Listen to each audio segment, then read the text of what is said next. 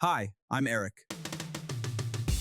I just returned from Malawi, and this trip changed me in ways I didn't fully expect. You hear about water scarcity, you read the numbers, but standing there, seeing it with your own eyes, it becomes real.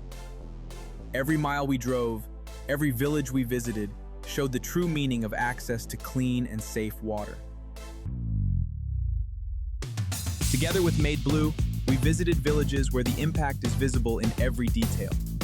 In one village, we were welcomed with singing, and we walked the old route to their former water source. It was more than a kilometer down and up again. Walking it with them, while they kept singing the whole way, made the contrast impossible to ignore. Because on the way back, we followed them to the new Made Blue water point. Safe, close, life-changing.